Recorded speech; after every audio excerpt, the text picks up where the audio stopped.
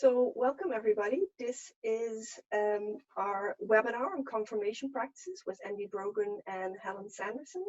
My name is Yumi Stanet from Purpose at Work, and I'd like to welcome you all to this webinar.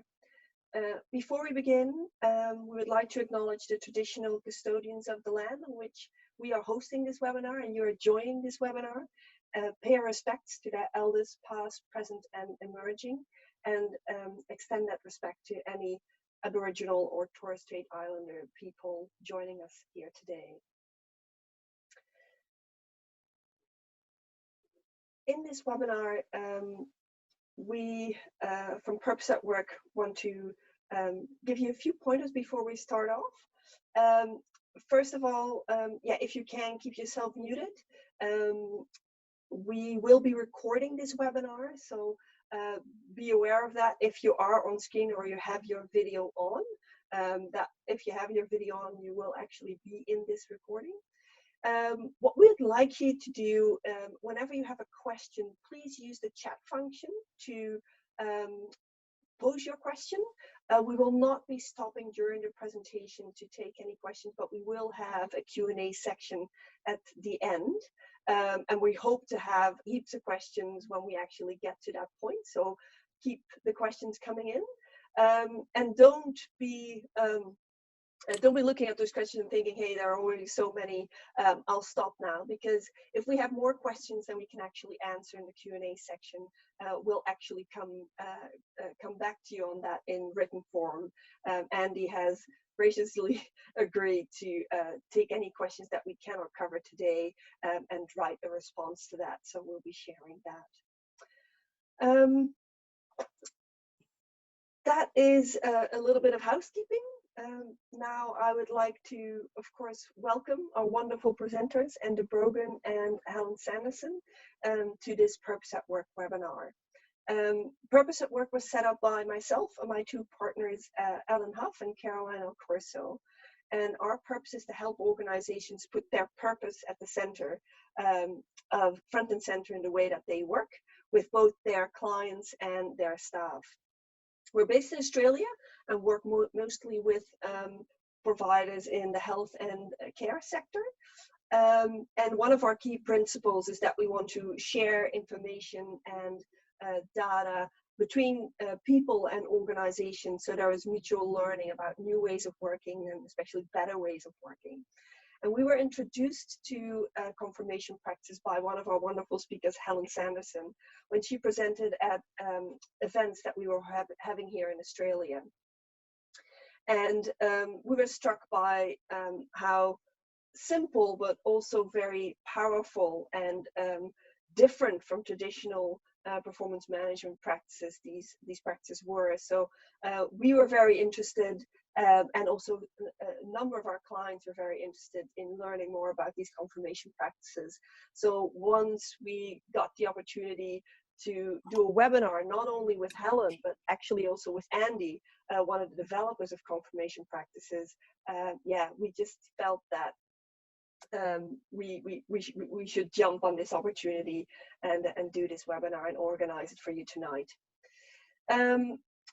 Andy is from Easier Inc., and Easier Inc. helps organizations be happier and higher performing, and where people actually enjoy a greater responsibility, shared purpose, and the confidence that comes from knowing that they can deliver outstanding performance every day. They do this by helping to create new ways of working and managing that free people to use their initiative, equip them to collaborate to pace, and support them to operate safely within a framework of good governance. Andy is a founding partner of Easier Inc. and brings together a heap of improvement approaches across multiple disciplines, and he provides straightforward, jargon-free support, which helps people to make sense of complexity, focus on what really matters, and create workplaces where responsibility, mutuality, and fellowship flourish.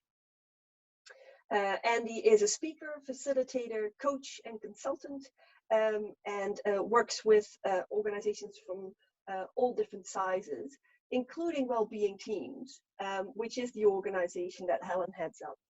Wellbeing Teams is an innovative UK in-home care provider that works mostly with the elderly in community. And they work with self-organizing teams that provide flexible, compassionate care based on what really matters to the people that they're supporting. Helen herself has started her career in OT and has worked in social care, healthcare, and education, and then as an advisor to governments. She is a recognized expert in person-centered approaches, both in her home base of the UK, but also internationally, including here in Australia. She's founded the social enterprise Helen Sanderson Associates and a charity called Community Circles. And next to all that, also has managed to write over 20 books and get a PhD. And she is now putting all that learning and insight and wisdom into Wellbeing Teams, and through that helping to support a different way of providing health and care in the UK. So with that, I'd like to hand over to Andy. I will stop sharing my screen and hand over to you. Thanks, Yumi. Good morning, everyone. First of all, thanks for the opportunity to speak to you all this morning. Really appreciate that. I hope you're going to find this useful. Just to reiterate what Yumi said, any questions that we can't get to in the course of the call, I'm really happy to respond to either in writing, or you can contact me direct and we can have a web chat, or whatever's most appropriate to you. So one way or another, we will answer your questions. I'm just going to share my screen so I can walk you through some stuff around confirmation practices. So hopefully the technology is on our side. Let me try this. Can I ask you to wave at me if you can see some slides on screen? Wonderful, brilliant, thank you. Okay, so we've got quite a lot of content to cover. I tried to distill it down to the things that I think are essential. So I'm going to go at a reasonable pace. You can have the slides following the presentation as well to look back at. The things I want to cover are, what are confirmation practices? How do they work? I also though want to go into what problems do they solve, because my experience of using them has been the people that have been most successful in using them have really had a deep appreciation of what are they an antidote to. So I think understanding the problems that these confirmation practices are trying to address is a great way to learn about how to use them and how to get started with them. Finally, before the Q&A session, I'm going to invite Helen to talk about her experience of implementing confirmation practices and the challenges and practical issues that throws up. So hopefully that sounds like a good spread of content. So to get started then, what are confirmation practices? This is the way I think of them. First of all, they're simple routines for reflective practice. So simple because reflective practice, in my experience, can get quite in-depth and quite turgid. So the way these work is to keep it super high level, super simple. Routine, because I think it's about making a habit of it rather than it being a one-off or ad hoc experience. And reflective practice rather than feedback. So one of the things we'll touch on in the presentation is, in my view, feedback is largely toxic. There are environments and ways in which to provide feedback that can be useful.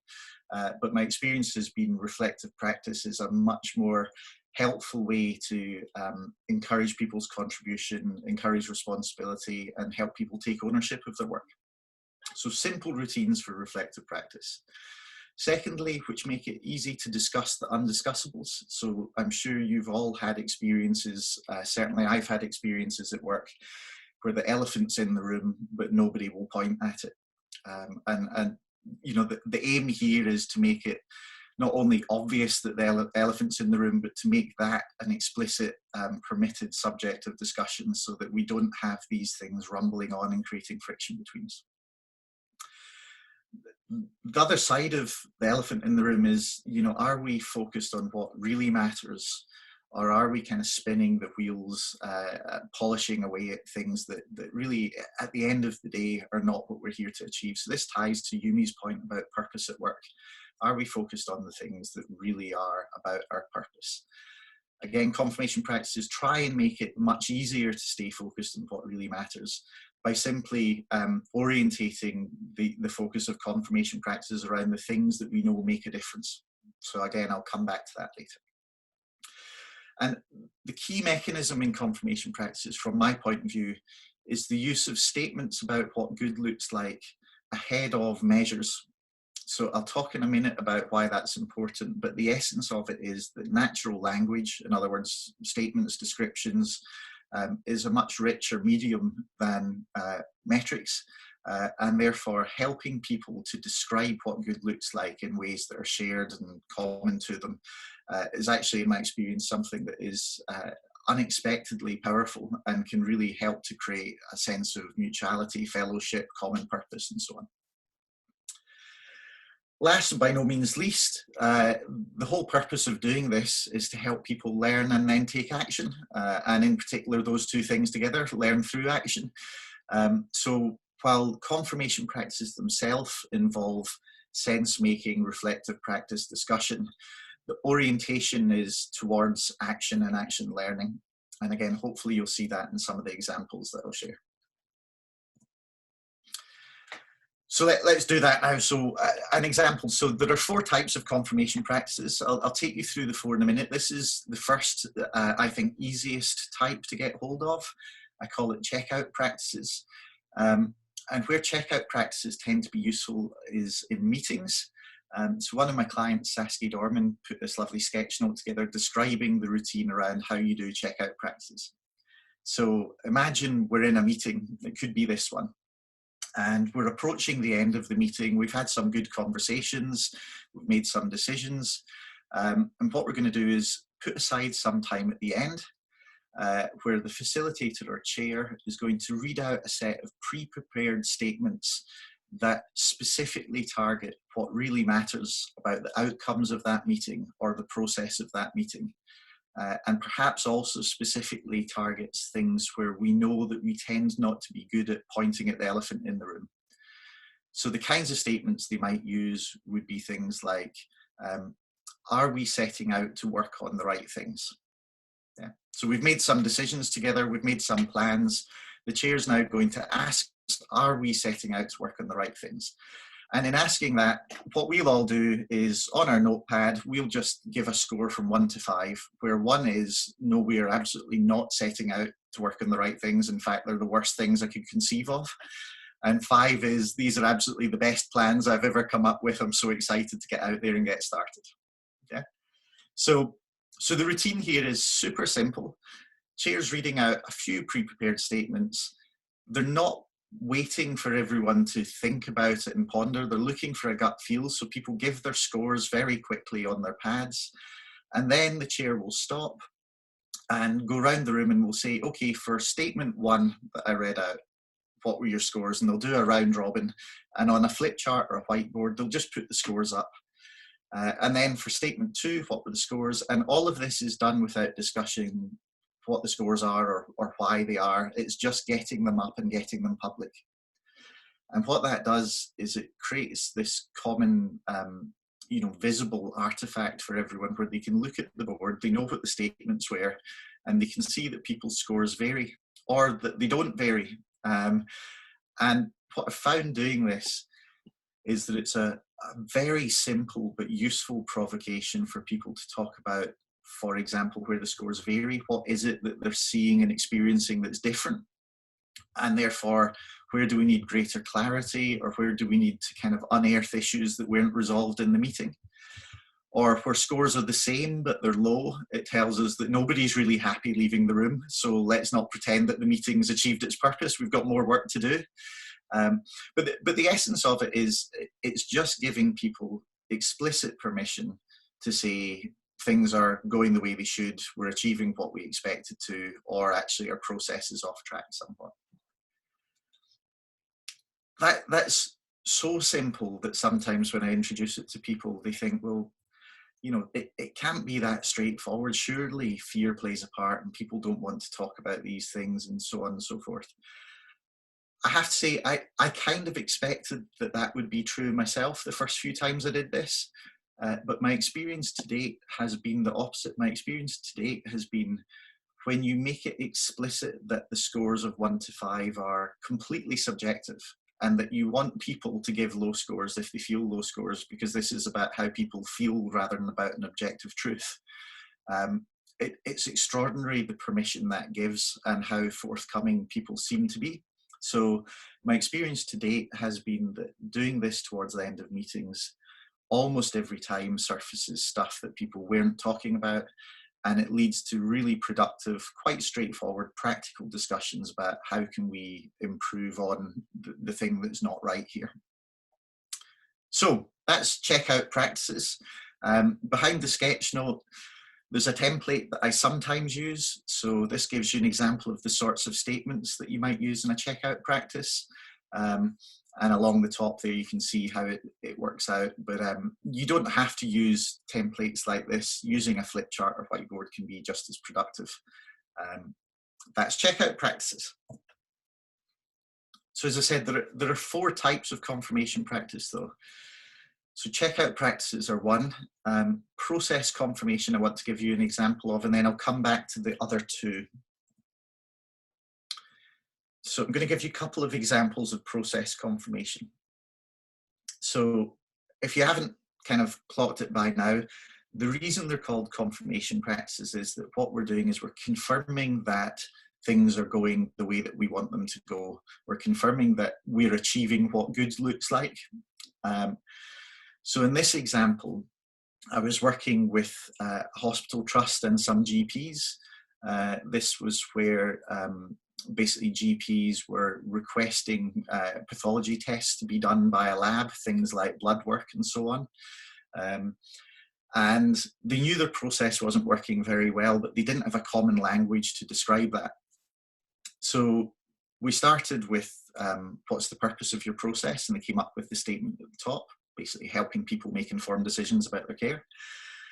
And then we said, well, look, what would you want to be true at the beginning of this process when you're requesting tests? And they said, well, we shouldn't request tests unless they're necessary, unless the person that they're for has made an informed choice to have those tests.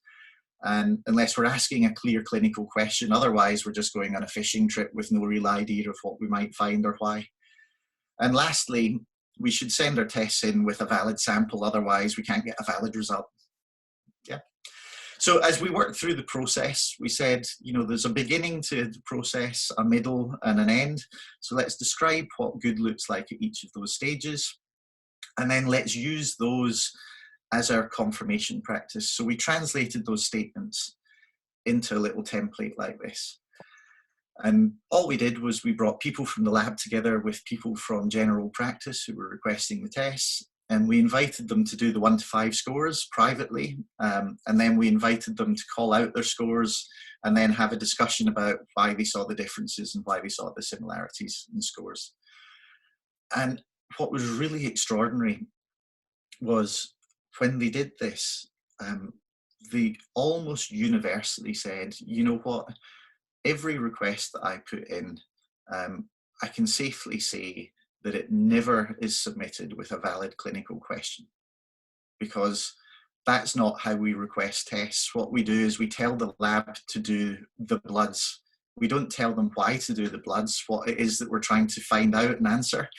And therefore, what we end up doing in the lab, for example, is we end up running loads of different blood work and sending back this deluge of results, and then expecting that the clinician can make sense of them. When in actual fact, we could do something much more targeted, much more clear, and with some real clinical advice from us as experts in pathology and what these results mean.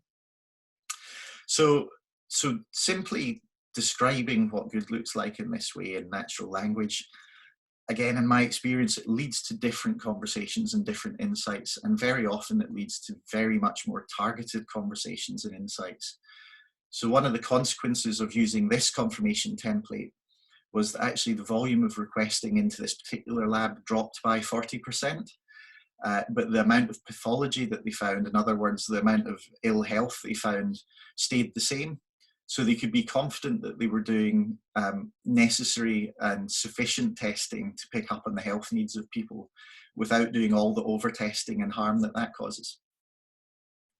So that's process confirmation. Now to give you a different example, here's one that comes from the world of social care. The template's a bit different. I personally really like this. This is from the same lady that did the sketch note I shared a moment ago around checkout practices. She said that in her work, one of the most important things that happens is the process of traditionally called assessment, but she's moved away from that and calls it having a what matters conversation. So she's out there talking to people about what matters to them, and she just wants to know that that process, that conversation is leading to a common understanding. So she takes this bit of paper out with her, and on the little spider diagram on the dots there, she invites the person or the family or whatever to score their view against the statements. And in the boxes, they capture what are they going to do about that and what are they learning through the conversation. And they just keep going round this wheel as part of their routine practice. So this is, in essence, a way in which Saskia, the person who created this, has found to anchor her practice into confirmation practices. So she essentially uses this as her assessment paperwork and as her confirmation practice, and she uses it in her multidisciplinary teams, and she uses it to share this information with other people who are supporting the family. So I think it's quite a nice example of how confirmation practices can be integral in the work, not something that just happens in meetings. Okay. So before I come back to the last two types of confirmation practice, you may have spotted there's a bit of a routine around what these are and how to use them. And this is the way I would describe it. So once you have your confirmation statements, the key thing to do is to reflect on them. And I find it really helpful to invite people that are involved in the process or the meeting or wherever we're using the confirmation practice to reflect privately first rather than reflecting together. So we're going to sit and consider, how does the world look to me against these statements? And I'm going to think a little bit about why does it look that way, and then I'm going to score them 1 to 5, accepting that that score is completely subjective and means nothing, but it's just a way for us to show that we see the world the same way or see something different. Then what we're going to do is we're going to help ourselves and each other collectively reframe our view of what's going on, because we can only see the world from where we see it until we start to listen and empathize with each other. So the reframing happens when we share our scores and our reasons for them. And sometimes it's also useful to bring other data into the conversation. So we might, in the pathology example, bring data about, what volume of requests are being requested by different GPs, and are there patterns there, are there similarities or differences? But the key thing in my view is that the data comes second. The data is in service to answering a question rather than the data being a score to be kept. So this is quite a deliberate thing here, that we don't start with the data, we start with how the world looks to each of us. Yeah, that's key thing in terms of giving permission and creating the safety to share what we are seeing and why we're seeing it. So in the reframing stage, we're sharing perspectives, we're empathizing with each other, we're looking at data together that helps us put the statements into context. And the job really is, how can we make sense of all of this stuff that we're seeing? And as we make sense of it together, as we create some shared meaning, we then move into the third phase, which is to respond by saying, well, what can we do? And sometimes there's nothing left to do, because actually making sense of it together was the action we needed to take. We've just grown some common understanding. But often there's much sort of simpler actions to happen. It's just a case of, we need to go and find out more about X, or we need to run a test of change around how would we change, in the pathology example, from never stating a clinical question to starting to state a clinical question and see what happens. So that's the routine. I hope that makes sense. Just to briefly come back to the 4 types. So I've talked about checkout practices, talked about process confirmation. The third type, which is the type that I think Helen and I and Wellbeing Teams have most closely focused on, is role confirmation. And this is where we start with somebody's role and responsibilities, and we help them develop statements about what matters in their role. How do they know that they're on track with the contribution that they're trying to make? but the routine is the same. It's just statements about what matters, reflecting, reframing, and then responding. Lastly, second order confirmation practices. I always slightly cringe when I say this, it's a bit jargony, but all it means is a process by which we confirm that we are using our other confirmation practices appropriately. So essentially what it tends to look like is someone will observe people. So in a checkout practice, for example, someone might observe the checkout practice happening and then share back with the group what they observed. So did we listen to each other? You know, did we cut each other off or shut each other down too quickly? Do the actions we framed follow from the conversation we've had? Those sorts of things. So second order confirmation practices are a way of just helping us to practice and get expert at the other first order confirmation practices. I hope that makes sense. I'm going to move on from there to discuss a little bit about why do I think that approach that I've described works, and what do I think it's an antidote to. As I said at the top, I think understanding what it's an antidote to is a really good way into using them well. So when it comes to problems, there's actually way more than 6, but here's 6, and I thought I'd focus on a couple of them. So the first one, I'll not read these out, but I suspect I will be preaching to the converted here that, you know, we know that measures in organizations can be used and abused. And I have to say, in every organization I've worked in, it has been the case that they may be measuring better or worse things, but they are never, ever, ever measuring purpose. And there's a reason for that. I think you cannot measure purpose. You can measure all sorts of dimensions that inform us and give us insight about purpose, but you can't measure purpose itself.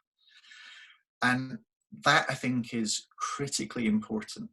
So if we go from some of these examples on screen and their sort of shadow side to a little diagram for how I think about performance and purpose, that I think performance exists beyond the results that we use to describe it. So all those little bubbles that we have in this diagram about risk and demand and service and so on, they're all really important. I would say we do want measures of these things. So I'm not arguing that we shouldn't measure. But what I would really like you to grab hold of is that in measuring, what we're not doing is measuring performance.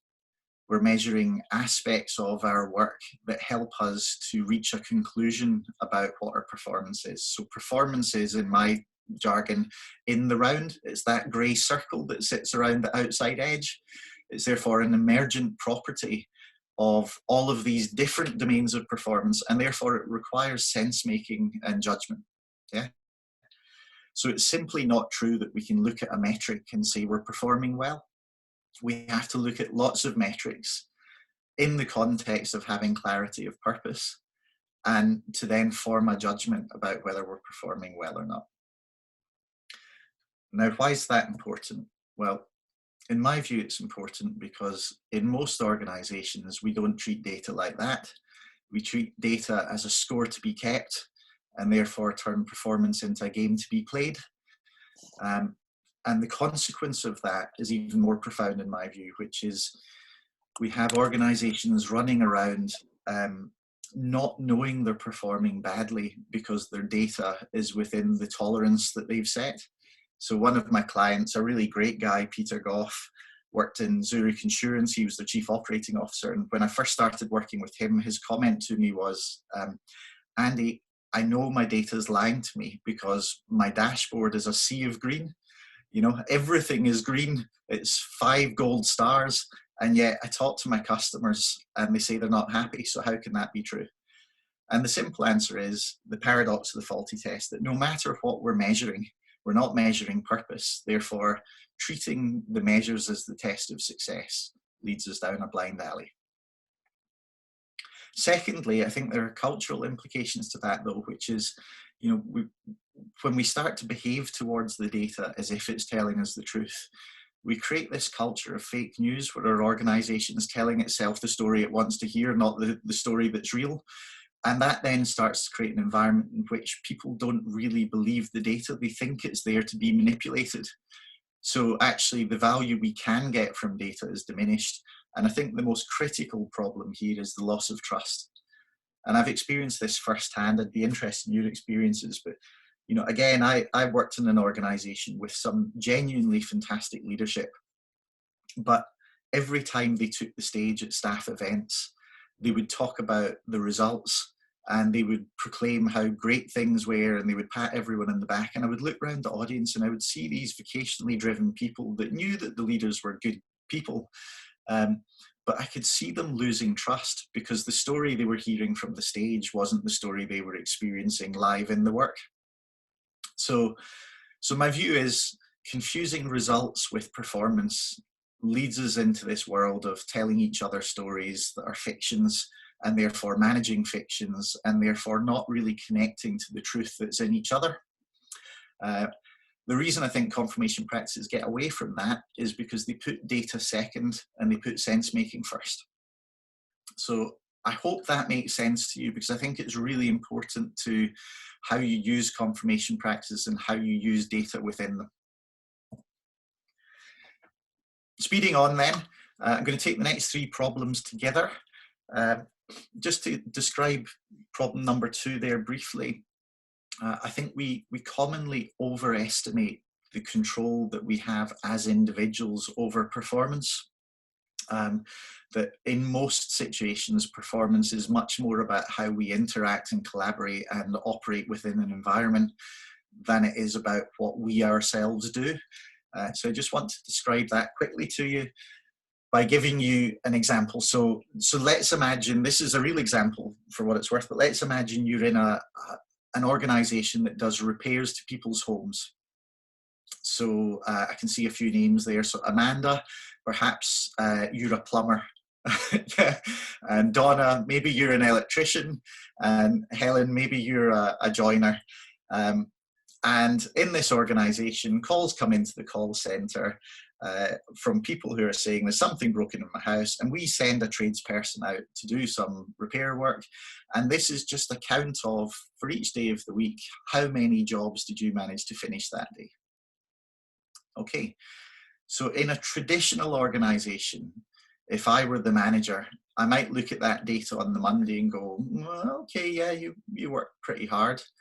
And then on Tuesday, oh my God, what on earth were you doing? Your productivity nearly halved. Yeah. But I might tolerate that and think, well, maybe it was just a bad day. By the time Wednesday comes, I'm pinning you to a wall and saying, what the hell's going on? Yeah. And then I know that that was the right thing to do, because on Thursday things get better. And by Friday, you've really pulled your socks up. Yeah.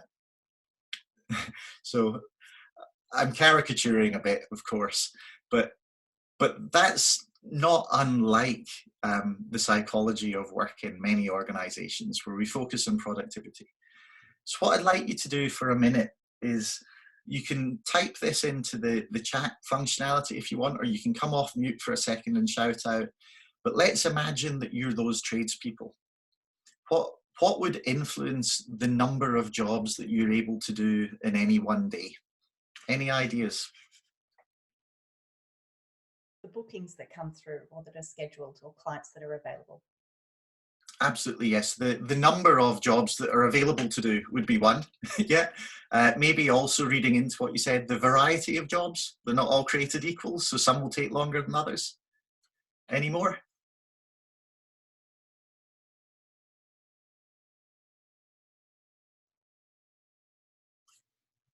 Now, I can't see the texts coming through, sadly, so maybe if I can ask you to just shout them out if anyone's got contributions. The location of the jobs? Absolutely, yes. So how far is it from my base? How far are they from each other? Because that will add travel time. Yeah. Any more? Yeah, my car broke down and majorly disrupted that day.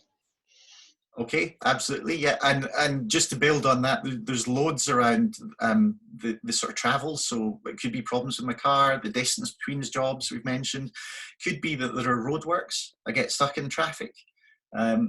So loads of things there. Any more, folks? The quality of the work done. Yeah. So on Friday, you gave me a good kick on Wednesday. On Thursday and Friday, basically what I did was just a really bad job. I just, slapped a few bits of wood on a wall with some 10-inch nails and left. Yeah. Okay. Sorry, I missed that. That was another one, was it?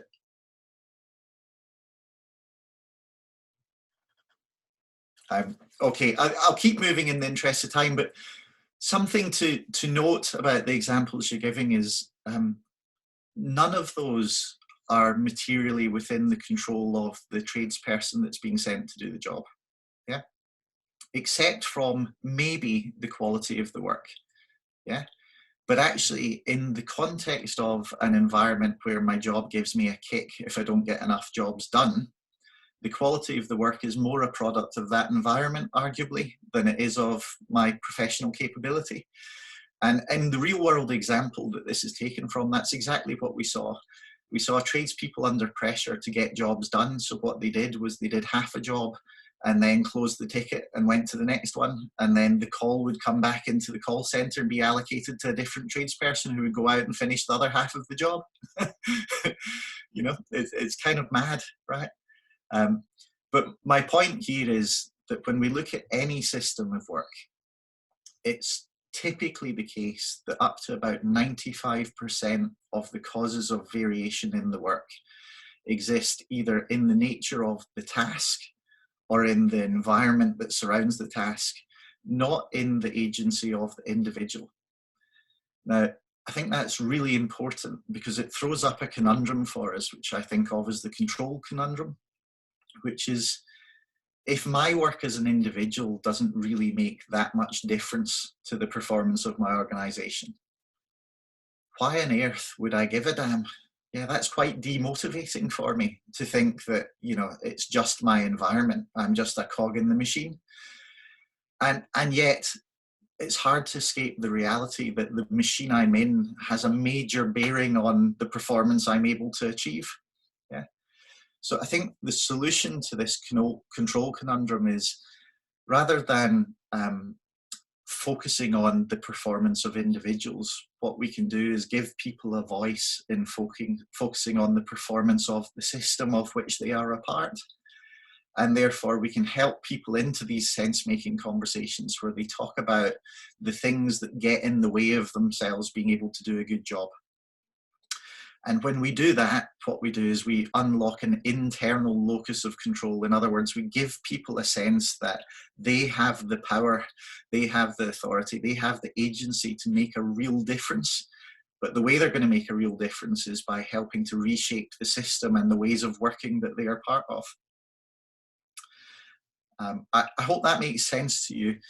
Just to put a slight caveat on it, of course, there are things that individuals can do in the context of just their own tasks that will make a difference.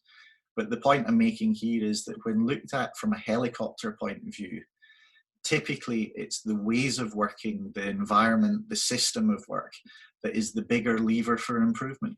So if we want to get most bang for our buck, we need to give people a voice in changing the system of work, not just in polishing the bit that they can control. So in stark terms, this is the control conundrum and my view of the answer to it. So I would encourage you to bear this in mind in your confirmation practices, because what you're doing is you're trying to move people out of a world of accountability for their performance into a world of responsibility for the system and how it performs. So give people control of the system rather than control your people, and I guarantee you will get better performance. Okay, I'm going to speed through this and then we'll come to Helen. So last one, funny thing about outcomes, they're outcomes. So another way to think of that is they're symptoms. If you want healthy organizations, don't manage symptoms. In the same way that if we want healthy bodies, don't manage symptoms. Yeah, you have to get to what's creating the health. So the way to get to the health is to focus on that thing in the middle, the social purpose. And one way to do that is to do this process, I call it left shifting, of thinking about the results or outcomes and then going left and asking what are the few things we need to be good at that would make a healthy system that produces those outcomes, and then left again into the patterns, which are basically what makes it easier or harder for us to be good at the things we need to be good at. Let me stick with my repairs example and speed through. So in the repairs example, we are interested in how many jobs get done, how happy our customers are, what it costs to repair things, etc. But left shifting to the few things we need to be good at tells us that the things we need to do well are sending the right trade, because if we send the wrong one, they'll never get the job done at a time that's convenient, because if it's not convenient, guess what? We don't get in with the stuff they need to do the job, because otherwise they can't do it. And with the time and space that they need to be able to actually complete the repair in one visit rather than being rushed to the next job.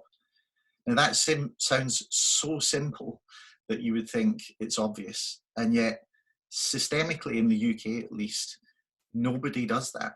Nobody measures those things, nobody talks about those things. Everybody worries about how many jobs are we completing, and essentially bullies people into it. So when you're developing your confirmation statements, the trick here is this left shifting thing. Focus on what are the few things we need to be good at to achieve our purpose, and you'll find that that creates constancy of purpose. You'll find that that helps you see through the fog of all the things you could manage to just get focused on what are the things that really, really matter. So if that's problems that it solves, how do you get started? A few tips. First one, be really clear on the mission. This is why I think understanding the problems is important. This is the way I conceive of it. You know, you're trying to create a new environment for work, one that takes people out of behaviours where they feel they need to justify their performance or attribute blame to others or defend their position, and into one where they actively want to share what's happening because they know this is an opportunity to discover and to improve. So I think of it as a shift from accountability to responsible practice. Be clear about the roles. So in my view, everybody has two roles. They have a leadership role, which is to stand up for what really matters. So let's not sit in silence and, you know, not point at the elephant in the room. Let's understand that it's everybody's job to not just point at the elephant, but to name it and to talk about it. And fellowship, which is to recognize that in pointing at the elephant in the room, others might have a different perspective. So we really need to practice empathy with each other, and we really need to give a damn about each other, because that's what creates the safe space in which we can share. And in enacting those roles, the practical focus, if confirmation practices, is to help each other to develop the skills and habits for noticing, for thinking, for empathizing, and for acting from mutuality. So I talked about second order confirmation practices earlier. When I'm using second order practices, this is what I'm focused on. This is what I'm watching for. You know, are we behaving towards each other in ways that are helping to nurture these skills and habits in each other?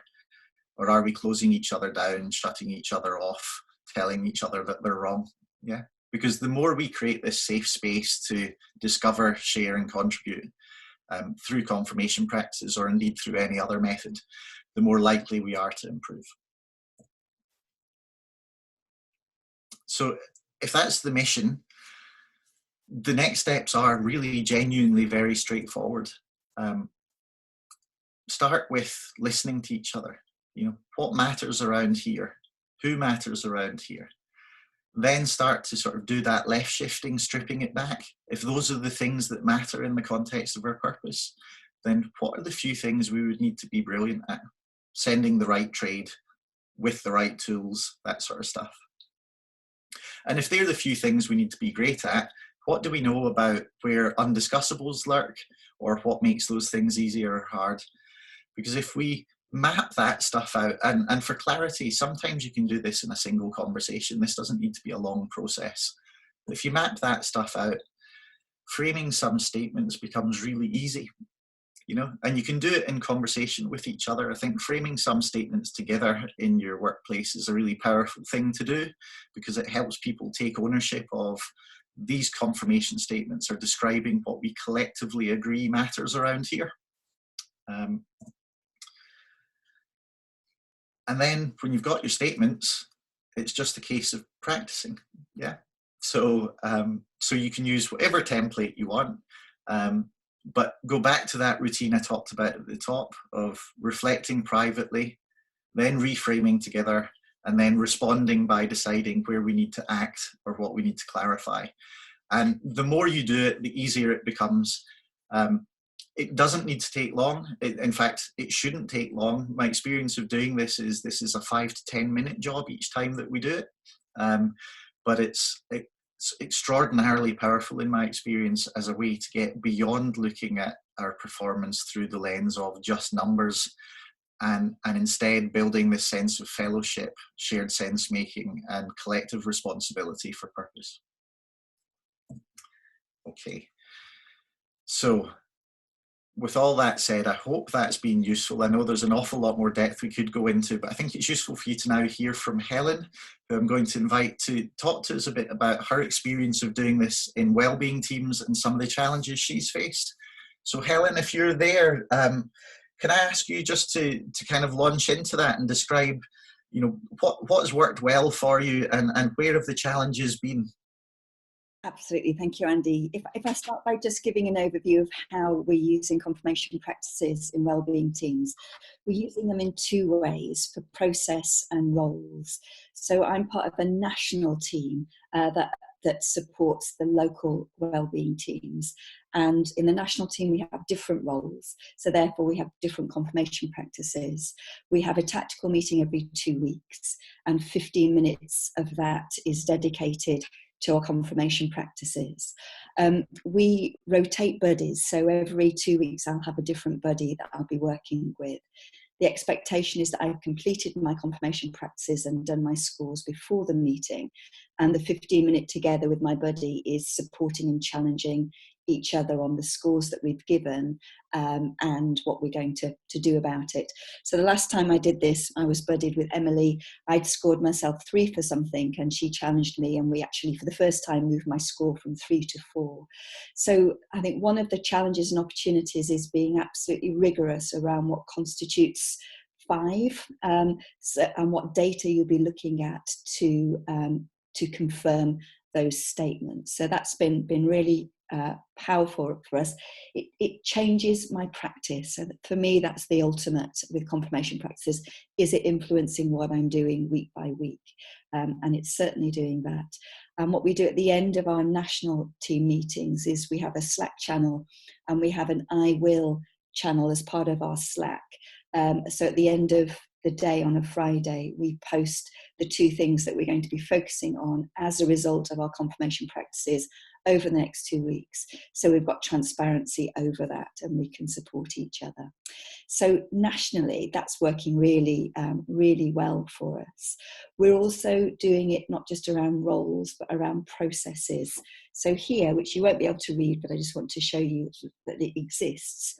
We have 10 statements, which are our team agreements. And we get together physically in the room once every 3 months. It's happening this Friday. And we'll be using confirmation practices around our team agreements. So we'll be scoring ourselves on a 1 to 5 on how well we're delivering our team agreement, and then having a group discussion about it. So we started off just doing it on a roles-based approach, and now we're moving to doing it around team agreements, not on a fortnightly basis, on a less frequent basis, but as a way of making sure they stay live. It's been more challenging doing it in Wellbeing Teams with our team members, and we've found that for a couple of reasons. So we have a golden thread, we think, between the adverts that you'll see us recruiting to, the role descriptions that we recruit people to, what's in people's contracts, and the confirmation practices. So we've got 6 statements in our confirmation practices that represent the heart of what we expect.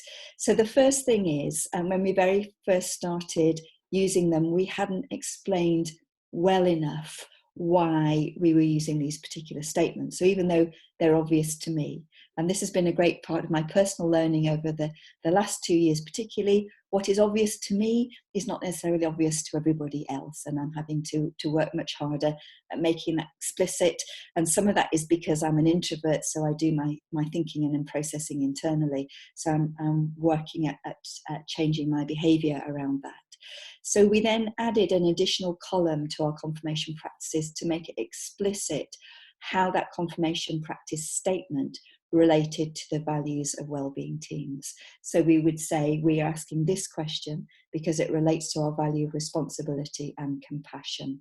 So the first thing we needed to do was to get better at why this was important to do. The second one was needing to get better at defining what 5 looked like. So the first time that we used them, one couple, 2 buddies that worked together in the Wellbeing Teams at Wigan, both confidently scored themselves 5 in each area, which is a surprise to us because that didn't tally with what we were observing from their behaviour. So the next thing we needed to do is for each confirmation practice be really, really clear about what 5 looked like. So you had data or evidence to support or challenge, and that changed things as well. So we have a crib sheet that says what 5 look like. The other thing that we wanted to do is to explore transparency with everybody in a team. So if you've got a team of 8, if you're just doing confirmation practices every fortnight with your buddy, we don't get a sense of overall how we're all doing and how we can support each other. So we then developed a sort of big poster with confirmation practices, and we'll get people to come and put their scores up with stickies against the confirmation practices, be able to see overall how we were doing, and then going into pairs with your buddy to talk about what you were going to do differently as a result of your confirmation practices over the next 2 weeks. So that helped getting a balance of working together in pairs and greater transparency across a whole team. But there are 2 things that we're still working on that are challenging to us. One is, how do you keep them fresh and alive?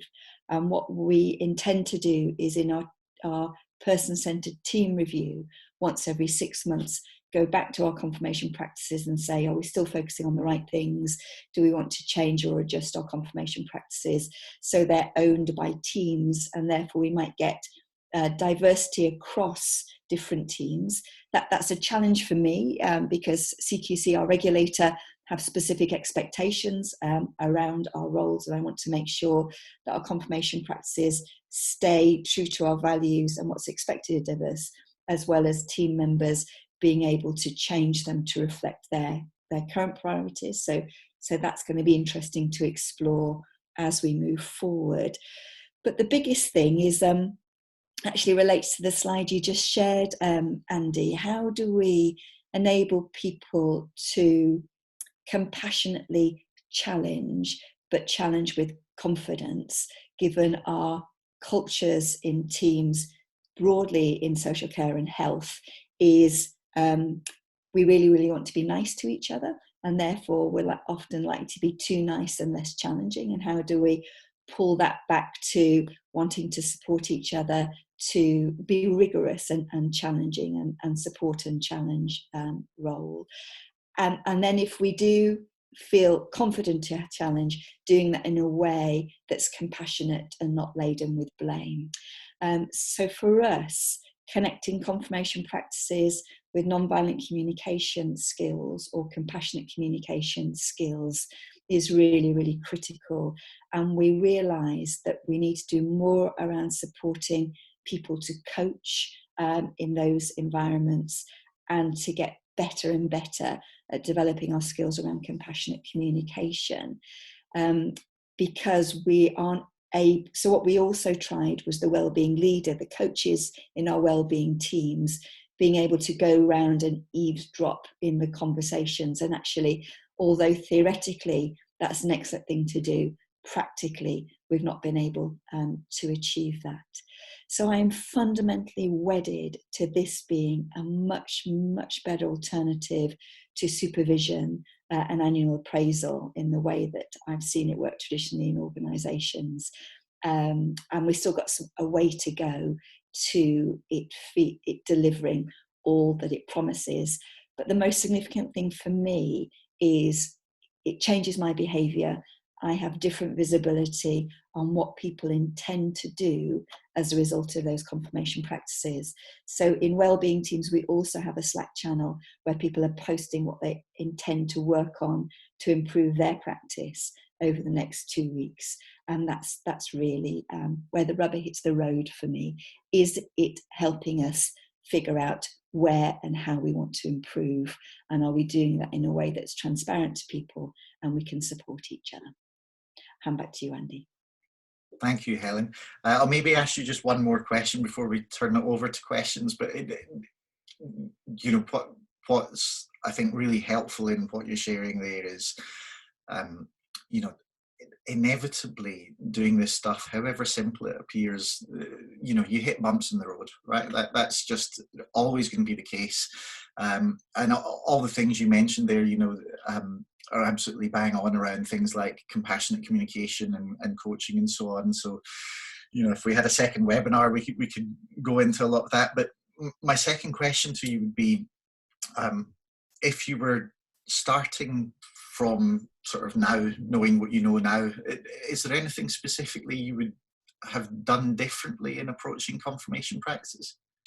Yes, in the way that I introduce them. So you've talked about how you can co-develop confirmation practices with people, and I think that's really, really important. But because we were a startup, we wanted to have them in place. And the people that we were working with weren't through probation at that stage, and therefore it felt too much to be saying to people, now develop your confirmation practices. And if it was me, I'd be going, but you know, isn't this stuff designed? So it would look too wobbly for people, I think. So what I would have done differently is in introducing confirmation practices, I would have drawn a much clearer line to purpose and values. So in order to deliver our purpose, these are things that we need you to be really, really good at. And in order to live our values, this is why we're talking about those things.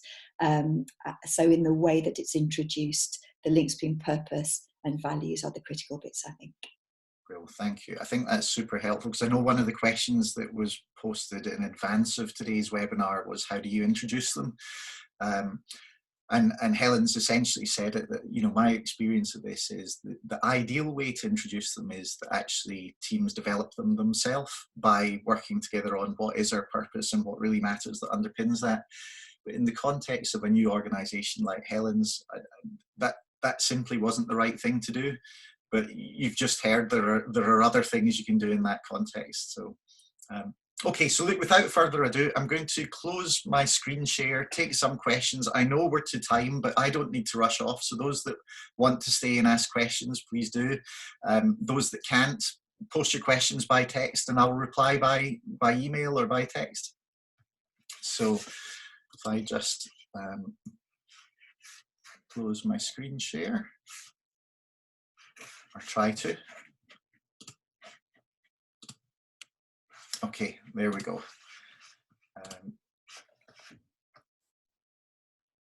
So folks, do we have any questions?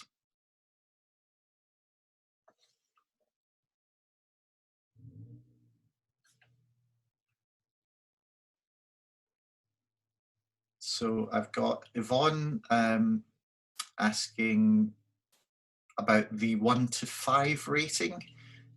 Yvonne, would you like to voice that question for us, or is that one you'd like me to reply to privately? Yvonne, if you come off mute for me, sorry.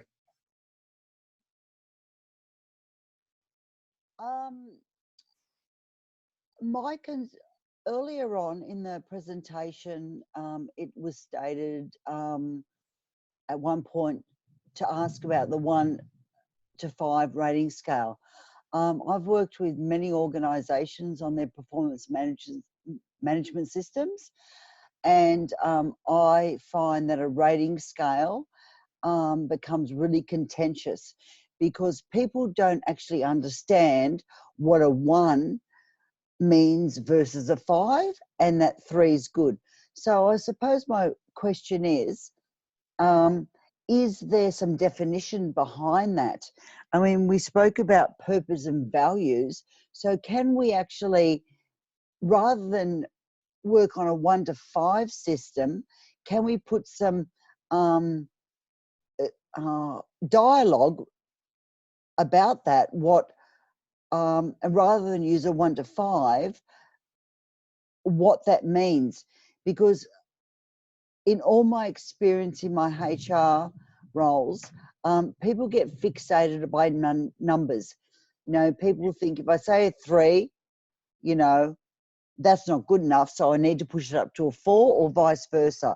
So I would like to see some definition and dialogue put around that. Yeah, so I think it's a really good question. It's something I've experimented with, so so I think it's definitely an area that I would encourage you all to experiment with if you use this approach. I guess my observations so far in terms of things I've tested, when I took away the rating scale, what I found was people took much longer to get into the meat of the conversation. So it does seem to be quite an expedient way to get people talking. However, Helen also touched on you know, that they're using essentially definitions, checklists, etc., behind what would constitute a 5. So I do think there is value in crystallizing, you know, what do we mean when we say 1? What do we mean when we say 5? I think you can do that a couple of ways. So in the example of Saskia, the sketch notes that I shared, we've treated that clarity as an outcome of the discussions rather than as an input to the discussions, but we're very, very explicit that what we're doing with the confirmation practices is trying to discover shared meaning. So it's kind of on the table at the outset that that's what we're trying to do. So I think the one thing I would say about the 1 to 5 scale is, if you use it, it is absolutely essential that it is positioned as we are deliberately looking for subjective experiences here. So the number you give doesn't matter. No one is putting a value judgment on the number. The number is just to help you kind of talk about your emotions about the situation. Andy, can I add that the critical thing is that the numbers aren't aggregated or checked week to week or reported on by the managers. So I have no idea what people score themselves on the last 2 weeks or 3 weeks, because we don't track that, and that's absolutely critical, that it's not tracked as a performance measure. It is purely a self-reflection, for self-reflection. Absolutely. Maybe one last thing I'd add as well is, I think the 1 to 5 rating, in my experience, works really well in the context of checkout practices and process confirmation. I think it works less well in role confirmation because of the reasons you're describing, because the numbers start to feel like they attach to me somewhat. But in checkout practices and process confirmation, that's not true. You're describing something out there. Look, I will admit, Helen touched on that, and my Wi-Fi, I had to reset, so I did miss some of that conversation. Yeah, but clearly, you know, if team members are going to go into this discussion, you know, I've just found in my own HR experience, when it comes around numbers, rather than a real understanding of what a 3 means versus a 1 to 5, people get confused, and there becomes conflict. And I take everything else on board about the discussions within the team, but if we start from a place of numbers, just from my own experience, people start to get fixated on numbers. So you'll not get disagreement from here. So I think, again, hopefully you get the spirit in which I'm offering this, which is this isn't dogma for you to go and comply with. It's a set of practices that you can experiment with and adapt to your context. Yeah. So thank you for the question. Sorry, Hi, I'd just also like to say back to Yvonne, hello Helen, hello. is that when you put it in the context of everything else and about bringing the whole self to work and doing things very differently, these numbers are not what they are in traditional kind of performance-based appraisals and those kind of things. So I guess that's where I would think, based on what I've heard and what I'm trying to do. Andy and Helen, just in terms of when you're looking at, here's my question, and thank you, it's brilliant to be touching base with you from the other side of the world. Just in terms of when you've got an organisation that is already doing the way they've already done things, things are already set up, just some ways of being able to help, if we're talking about kind of a groundswell, which we're doing at One Door, but in terms of just some ways of being able to help people take this up in small chunks and little things that's not too much like they're feeling like, this is, my goodness, I'm jumping in the water for the first time, I don't know how to swim and this is bizarre and I don't want to do this. So just some kind of little tips. Yeah. I'll give you a couple. I'm sure Helen will have some as well. So the first one is, I found it really useful to start with checkout practices because it doesn't require you to really, change all the architecture of your performance management system. So simply introducing that at the end of one or two kind of routine meetings that you have, I think is a good, easy way in. So I might suggest you start with that. A second thought is in the context of, an annual performance review or a one-to-one discussion or something like that.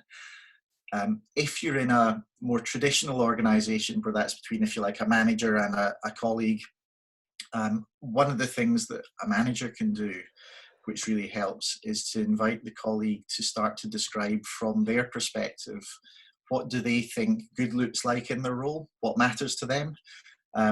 And the reason I think that's useful is, for me, a lot of what's going on under the surface in confirmation practices is about helping people to tune into value and to form their own view and their own judgment about what value looks like. So even if you're not going to change anything else in terms of your performance management system, inviting people to describe what good looks like from their perspective is, I think, really powerful and a simple place to start. I would start with the executive team, Kathy. I think if the executive team can clarify their roles in this context, define what good looks like together, start using confirmation practice together, not only could that be transformative for the organisation, if nothing else, but you'll then be able to speak from experience about what it's like to do them and find the early pitfalls yourself, so that if you then explore it further in the organisation, you're doing so from an informed position. Does that help, Kathy? Yes, thank you very much. Great. Okay, any more questions? I'm just scanning the chat to see if there's anything I can pick out there.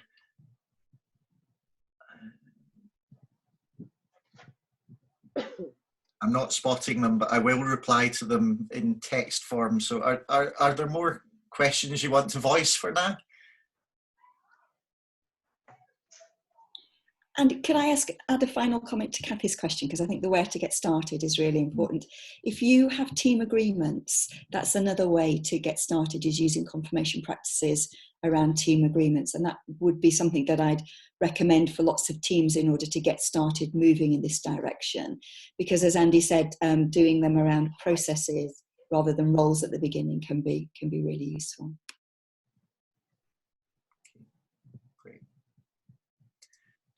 Okay, I'm not seeing other sort of burning questions there, but as I say, I will respond to them in text form. So I think that's probably it from me.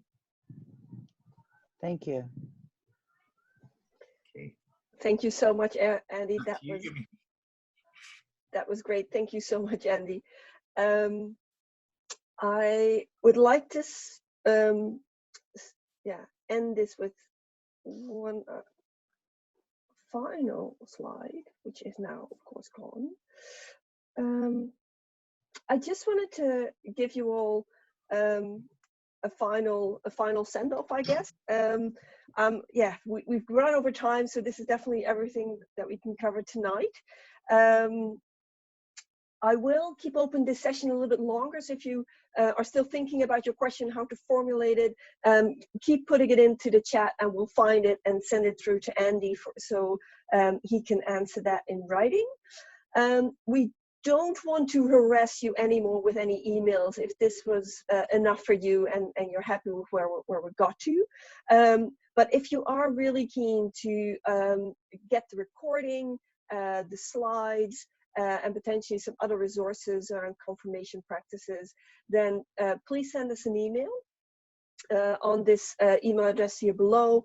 And if you could, we would really appreciate if you can, in that email, not only say, yes, give me the resources, but if you could also share your thoughts on this webinar in general, confirmation practices, what were you thinking as you were listening to this webinar, and any other topics that you potentially would like us to cover in a webinar in the future. And if you send us that email, then we'll send you resources. If you don't send us anything, then that's also fine. Then we just hope that you enjoyed the webinar. I guess that's it. Many thanks, all of you, for joining us, and a huge, big thank you to Andy and Helen for presenting at this webinar and giving us their time so early in the morning in the UK to give us this information. Yeah, from here, from Purpose at Work, we hope you enjoyed it as much as we did, and we hope to see you at one of our other events or in our future webinars. Thank you all. Take care and be well.